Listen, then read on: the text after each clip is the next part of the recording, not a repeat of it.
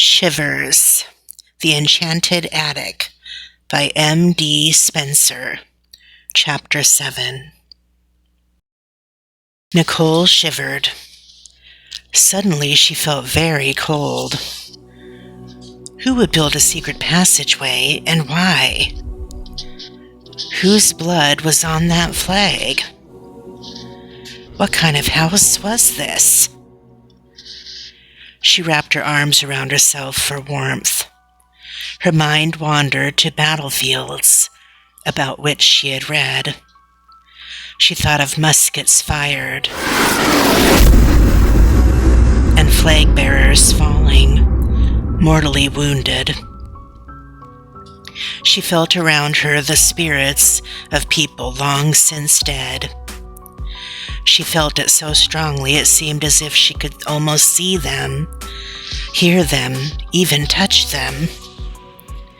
Suddenly a voice brought her back to the present. "So it's a flag," Casey said. "Are we going to explore or what?" With the sound of Casey's voice, the spirits seemed to go away. Nicole didn't feel so cold anymore. Whoa, Nicole thought. I have been reading too much. She looked around. On her right was the small square of light from the entrance to the passageway. Behind her, she knew, was a wall. On her left hung the bloody flag. She shined the light in front of her.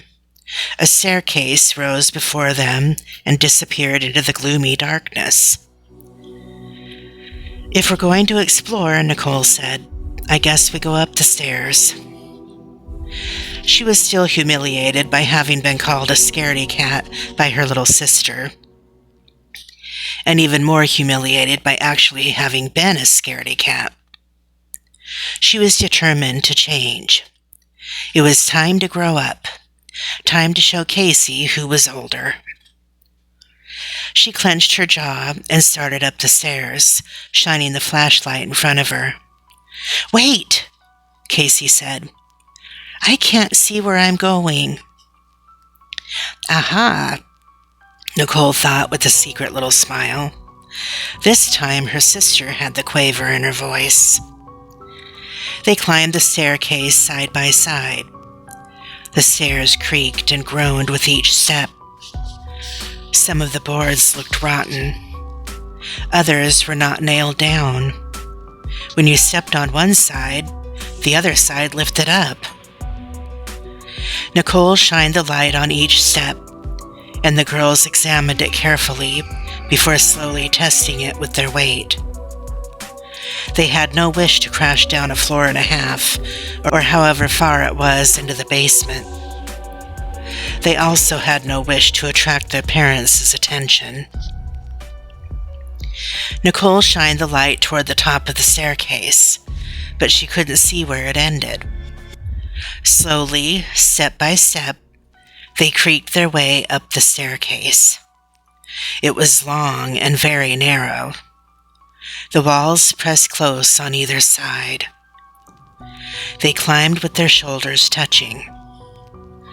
The higher they got, the more the walls pressed in on them. The opening through which the stairs climbed grew narrower and narrower. Casey tripped on a nail that was sticking out. She fell forward with a little cry and caught herself with her hands. Finally, they reached the top. In front of them stood a massive, heavy door.